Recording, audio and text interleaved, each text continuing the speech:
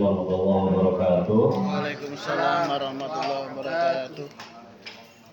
Alhamdulillah nahmaduhu wa nasta'inuhu wa nastaghfiruhu wa na'udzu billahi min syururi anfusina wa min sayyiati a'malina may yahdihillahu fala mudilla lahu wa may yudlil fala hadiya lahu asyhadu an la ilaha illallah wahdahu la syarika lahu wa asyhadu anna Muhammadan abduhu wa rasuluhu la nabiyya ba'dah. Allahumma shalli wa sallim wa barik ala sayyidina Muhammadin wa ala alihi wa sahbihi ajmain. Amma ba'du. Bismillah wa nafsi bi taqwallah ala kulli. Dan Bapak Kepala Kantor Wilayah Kementerian Agama Provinsi Kalimantan Utara yang mungkin diwakili oleh Pak Kepala Bidang Gurais atau kawan-kawan dari Bidang Gurais di Kemenag Kanwil Kalimantan Utara yang saya hormati, para kepala dinas Kalimantan Utara atau para kasih dinas di Kemenag Kabupaten Kota Kalimantan Utara, juga para penghulu, para penyuluh, para tokoh agama, para pimpinan, para tokoh organisasi masyarakat keagamaan Islam yang hadir di Kalimantan Utara.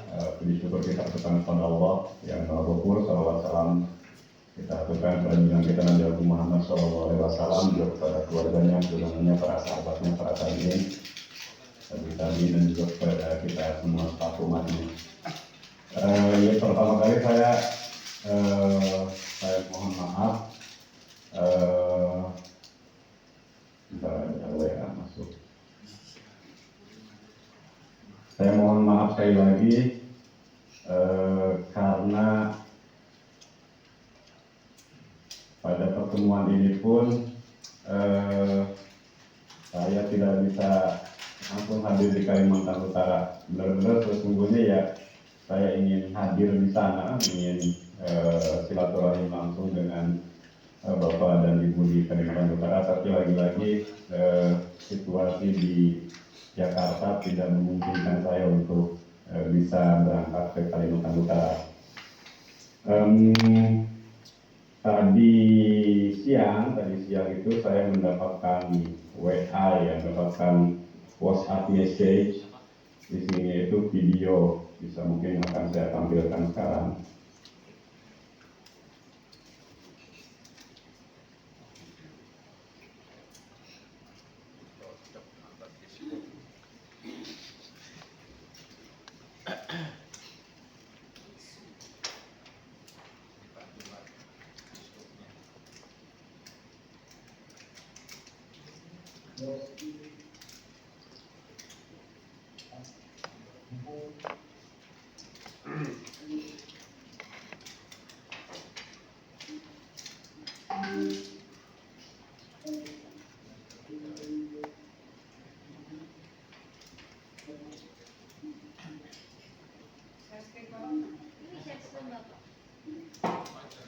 Izin Pak Kasubdit, share screen-nya kayaknya belum muncul. Gimana?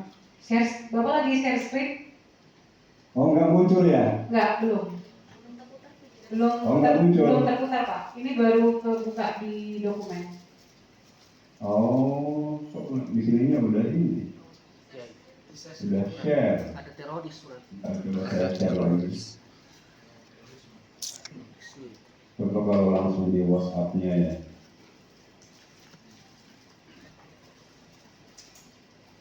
Oke. Ada nggak Bu? Ada Pak. Suaranya? Tapi nggak terdengar suaranya ya Pak. Nggak apa? Suara dari Suaranya ada. audio dari video itu nggak Ya. terdengar. Audionya nggak terdengar Pak Kasubdit. Oh, audionya tidak terdengar ya? Ya. Kirim aja. Videonya kirim ke sini.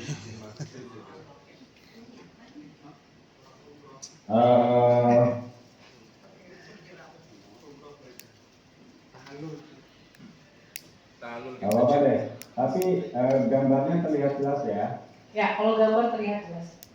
Nah, mungkin sudah ada yang baca di media sosial atau di berita gitu. Ada yang melihat nggak? Soalnya lumayan viral ini.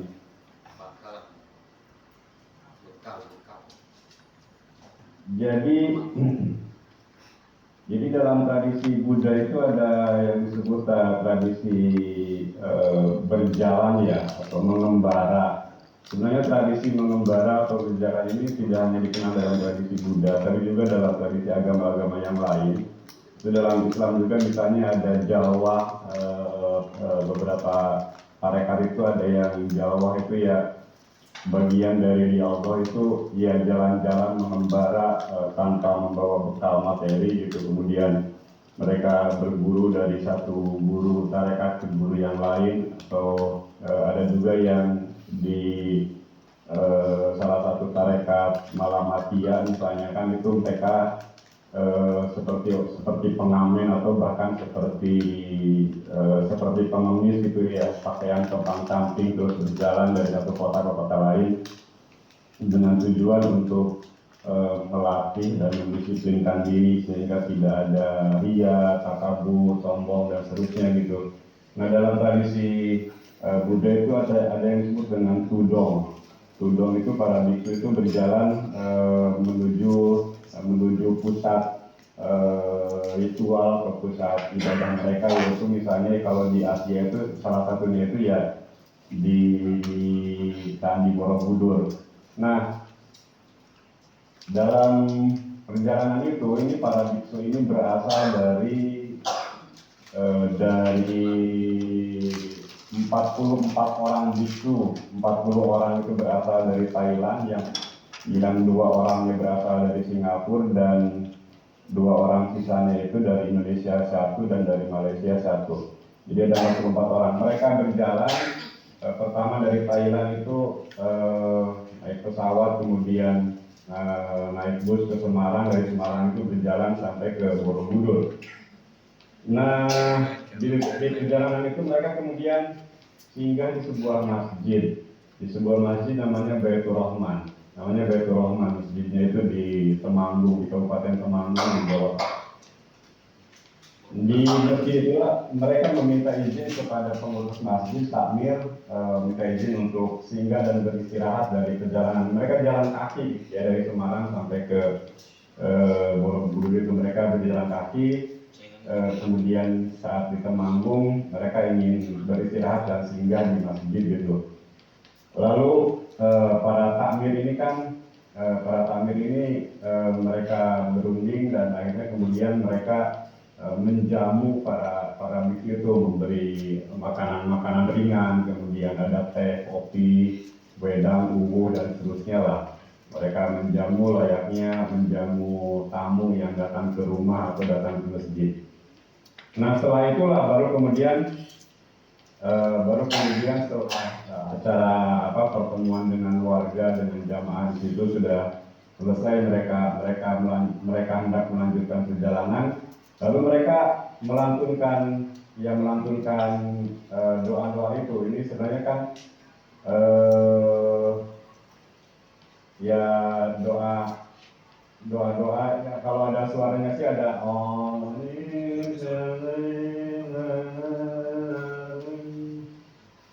Itu seperti itu ya, seperti ya mungkin ada yang pernah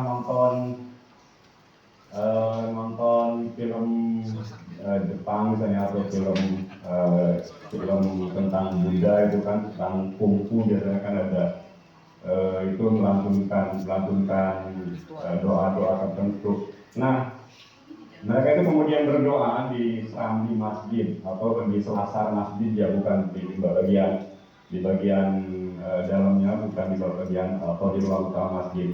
Mereka berdoa mengeluarkan suara-suara gumaan atau dengungan seperti itu, seperti orang yang sedang berzikir. Kalau dalam Islam juga kan ada, misalnya ada yang zikir jahar, ada yang zikir khafi. Nah, mereka seperti itu. Lalu ya ada beberapa orang yang merekam, dan itu kemudian video itu jadi viral. Nah, dari video yang viral itu kemudian memunculkan berbagai tanggapan. Ada yang bilang bahwa oh ini seperti ini kah Islam moderasi beragama, oh seperti ini kah Islam Nusantara, oh ternyata ini mereka dibiarkan beribadah di dalam masjid gitu dan seterusnya gitu. Nah ini baru video ini peristiwa ini baru terjadi tanggal kemarin 19 Mei, kemudian tanggal 20 Mei viral dan di berbagai media sosial, Twitter, Instagram, Facebook dan seterusnya itu viral juga gitu, memunculkan banyak pro dan kontra. Maka kemudian yang kita lakukan atau yang dilakukan oleh Kementerian Agama adalah kemudian memberikan penjelasan tentang kronologi bagaimana peristiwa itu terjadi dan mengapa kemudian pengurus masjid takmir ini kemudian memberikan izin atau menerima kedatangan para biksu tersebut. Jadi sesungguhnya itu kan bukan ibadah yang secara khusus dilakukan oleh umat Buddha atau para biksu, tapi itu merupakan ungkapan terima kasih. Jadi mereka menyampaikan rasa terima kasih, rasa syukur kepada masyarakat setempat, pada pengurus masjid, lalu mendoakan kebaikan dan kesejahteraan bagi masyarakat setempat. Jadi nggak ada ibadah-ibadah yang ritual dalam agama Buddha tertentu. Tapi penggalan video yang pendek ini memicu kontroversi dan seandainya kemudian tidak dikelola dengan baik bagaimana kontroversi tersebut, itu biasanya menjadi hangat dan kemudian menjadi senjata atau misalnya menjadi media yang kemudian digunakan untuk menyerang kelompok-kelompok tertentu misalnya. Ya misalnya di sini misalnya bisa digunakan untuk menyerang MUI, digunakan untuk menyerang NU, digunakan untuk menyerang Muhammadiyah, atau digunakan untuk menyerang pemerintah misalnya bahwa pemerintah hari ini misalnya membiarkan kekufuran atau misalnya membiarkan kesesatan atau misalnya para ulama sekarang itu membiarkan umat lain beribadah di dalam masjid dan seterusnya. Itu tampak jelas dari beberapa komentar di WhatsApp dan juga di Instagram atau di Twitter, dan itu cukup hangat, cukup panas ya memicu kontroversi. Nah ini contoh kasus ketika misalnya teknologi informasi yang sekarang perkembangannya sangat pesat itu bisa memicu konflik paham keagamaan. Atau bisa memicu kontroversi, juga memicu konflik di antara kelompok-kelompok masyarakat atau kelompok paham keagamaan. Contoh yang sebelumnya, beberapa bulan sebelumnya kita mengenal mungkin ya video yang dibuat atau yang direkayasa oleh Samsudin dari Blitar ya, dari Blitar. Dia merekayasa, bikin skenario, menyewa talent atau menyewa aktor-aktor tertentu, kemudian dia membuat skenario-nya dan kemudian ditampilkan atau diposting di YouTube dan juga di TikTok-nya gitu. Kemudian dia menceritakan bahwa ada satu kelompok pengajian, satu kelompok paham keagamaan yang membebaskan hubungan seks, membebaskan perkawinan, membebaskan istri boleh punya 2 suami dan seterusnya, sehingga itu yang kemudian itu juga misalnya kemudian video itu digunakan untuk menyerang Kementerian Agama, menyerang otoritas, menyerang pemerintah dan seterusnya. Nah contoh-contoh semacam itu yang kemudian harus diwaspadai oleh berbagai pihak, baik oleh masyarakat, baik oleh aparat Kementerian Agama, kepolisian, juga pemerintahan daerah, sehingga masyarakat yang adem, tentrem, damai, kemudian hidup sejahtera dan saling menghormati, saling menghargai itu kemudian tiba-tiba jadi pecah gitu. Jadi pecah karena dipicu oleh isu yang diembuskan, isu yang disebarkan melalui berbagai platform media sosial. Nah ini yang mesti salah satunya menjadi kewaspadaan kita. Terlebih lagi kita akan memasuki pemilihan kepala daerah. Jadi bulan Agustus kita akan ya ada tahapan untuk pendaftaran para calon kepala daerah di seluruh Indonesia. Kemudian bulan September kalau tidak salah ya, atau Oktober, bulan September ada pemilihan, ada pilkada. Dan dalam situasi seperti itu biasanya suka ada kelompok-kelompok tertentu yang kemudian menggunakan isu-isu agama untuk menyerang calon tertentu misalnya, atau menyerang kelompok tertentu dan mendiskreditkan kelompok tertentu. Nah ini satu hal yang perlu menjadi perhatian dan juga kewaspadaan kita semua, sehingga perkembangan teknologi informasi itu benar-benar dirasakan manfaatnya, bukan mudorotnya gitu. Jadi seharusnya kan teknologi informasi yang sangat pesat ini bisa digunakan sebagai sumber pengetahuan bagi kita untuk meningkatkan kemampuan, skill, keterampilan, dan juga membangun relasi bisnis, membangun relasi pengetahuan dan seterusnya. Cuma sayangnya ya masih banyak juga masyarakat yang kemudian memanfaatkannya untuk semata-mata untuk mendapatkan viewers, untuk mendapatkan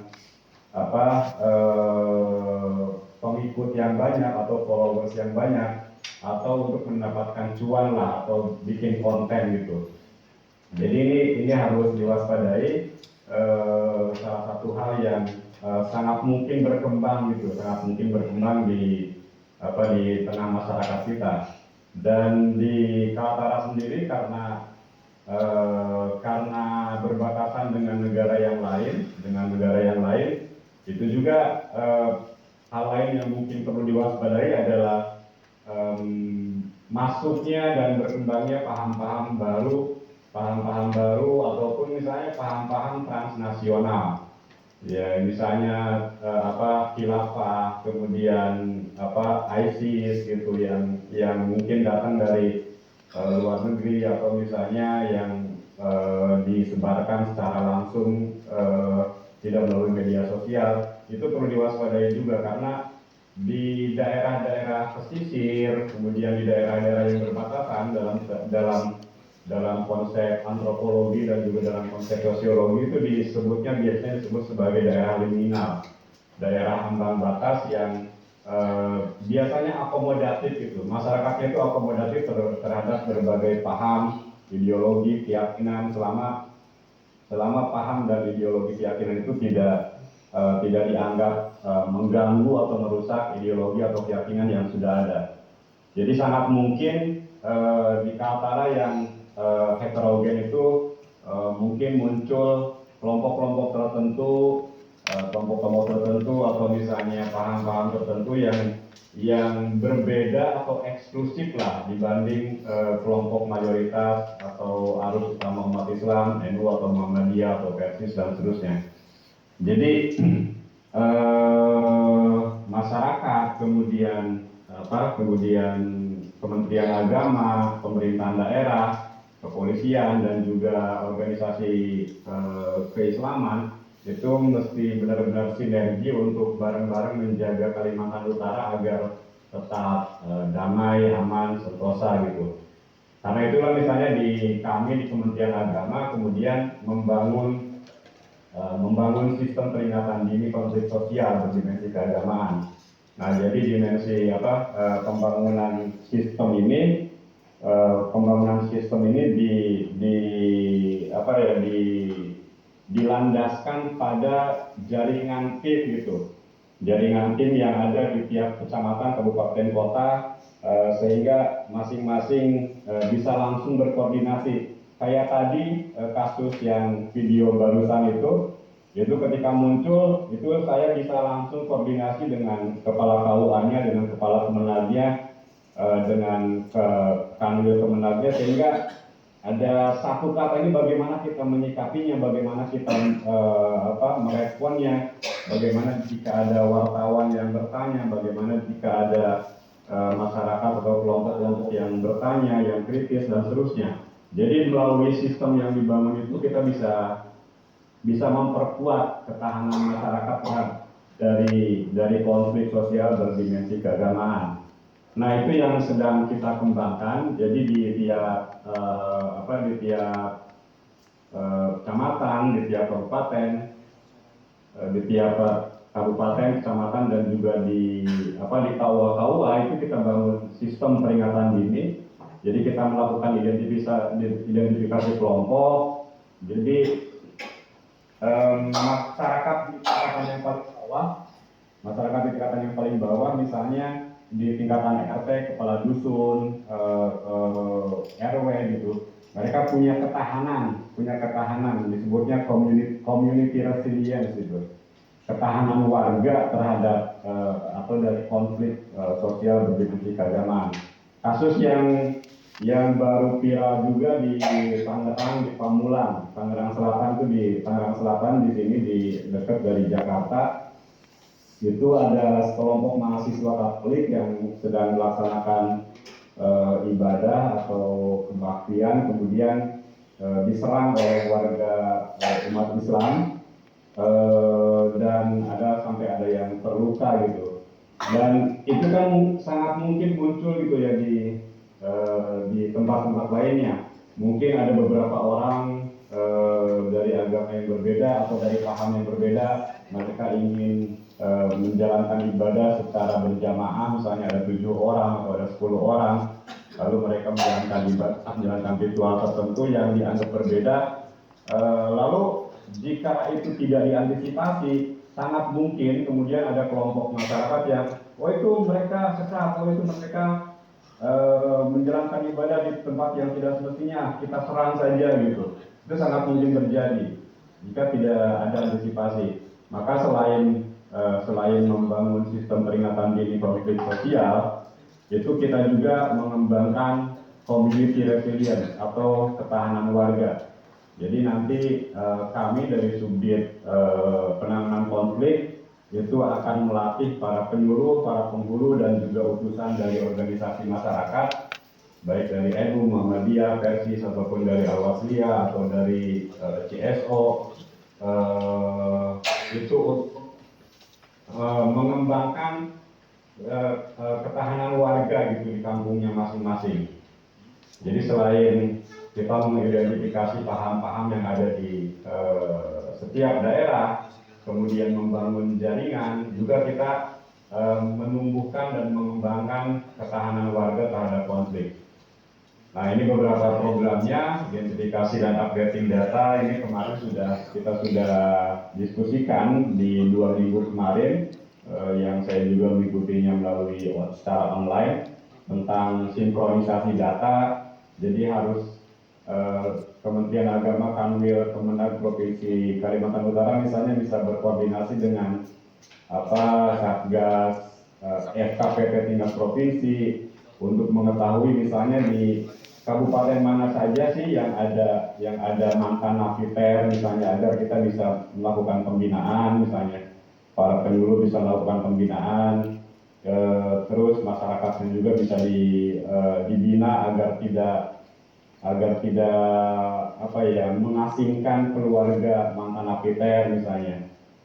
Karena kalau masyarakatnya juga tidak dibina, itu sangat mungkin yang mantan napiter ini kemudian karena merasa diasingkan oleh masyarakatnya, akhirnya kembali ke kelompoknya dan bergabung dengan kelompok lamanya, kemudian melakukan aksi teror gitu. Ini contoh yang harus dibangun, sinkronisasi data antara Kementerian Agama dengan kepolisian, dengan kejaksaan, untuk mengetahui paham-paham yang dianggap bermasalah misalnya, atau sinkronisasi data dengan ormas keagamaan yang ada, sehingga berdasarkan data yang ada itulah kemudian kita mengembangkan pembinaan. Dari situ kemudian kita lakukan antisipasi dan deteksi dini, dimulai dengan menghimpun data, kemudian mengolah semua data, dan juga menyajikan data kepada stakeholder yang ada. Nah, itu yang kemudian perlu dilakukan itu bimbingan dan penyuluhan serta pelatihan bagi aparatur sipil negara, kemudian koordinasi lintas sektor, pembinaan dan dialog, serta mediasi dan negosiasi. Mudah-mudahan pertemuan semacam ini kemudian bisa diikat gitu, nggak cuma malah hari ini kemudian besok sampai besok gitu bertemu, tapi mudah-mudahan bisa diikat dalam satu jaringan, satu organisasi yang padu gitu. Jadi karena Bapak dan Ibu yang dari ormas keagamaan misalnya, Kementerian Agama itu tidak punya wewenang untuk menyatakan bahwa kelompok A itu sesat, bahwa kelompok A itu menyimpang dari Islam misalnya, bahwa kelompok B itu sesuai dengan ajaran Islam dan seterusnya. Kementerian Agama tidak punya kewenangan itu, dan yang punya kewenangan itu adalah Majelis Ulama Indonesia, kemudian Nahdlatul Ulama, kemudian Muhammadiyah, Persis, dan yang lainnya. Maka harus ada kerjasama yang padu, juga sinergi yang jelas, serta terkoneksi dengan baik antara Kementerian Agama dengan organisasi keagamaan misalnya. Jadi mudah-mudahan dari pertemuan ini juga kemudian melahirkan garis koordinasi yang jelas, garis koordinasi yang jelas antara Kementerian Agama dengan stakeholder yang lain. Jadi jangan sampai kemudian nantinya ketika terjadi konflik akhirnya saling menyalahkan gitu. Oh itu tanggung jawab Kementerian Agama, oh itu tanggung jawab ormas, oh itu tanggung jawab kepolisian, oh itu tanggung jawab pemerintah daerah dan seterusnya. Ketika sudah terbangun koordinasi yang jelas, kita bisa bareng-bareng berembuk gitu. Antara pemerintah, kemudian ormas keagamaan, juga dengan kepolisian dan aparat penegak hukum, misalnya untuk bareng-bareng ini ada masalah nih, ada fenomena yang mengarah pada konflik, bagaimana kita bisa menyelesaikannya dan seterusnya. Nah itu beberapa hal yang mungkin bisa saya sampaikan sebagai mungkin penutup pada pertemuan malam ini, karena di sana sudah jam 10 malam, mungkin Bapak dan Ibu juga mau istirahat. Jadi yang paling penting itu mungkin meningkatkan kewaspadaan, karena biasanya di masa-masa menjelang pemilu, menjelang pilkada, itu situasi sosial itu lebih hangat gitu. Jadi isu-isu apapun kemudian bisa digoreng gitu. Bisa digoreng kemudian dijadikan senjata untuk menyerang kelompok tertentu, menyerang sosok tertentu atau menyerang tokoh tertentu gitu. Jadi mohon agar kerjasama dan sinerginya bisa lebih ditingkatkan antara Kementerian Agama, ormas-ormas keagamaan Islam, dan juga dengan pemerintahan daerah dan aparat penegak hukum. Terima kasih Bu Mutmainah. Jika kemudian ada yang ingin kita berdialog atau ngobrol, bisa dilanjutkan di sini. Baik, terima kasih Pak Kasubdit atas paparan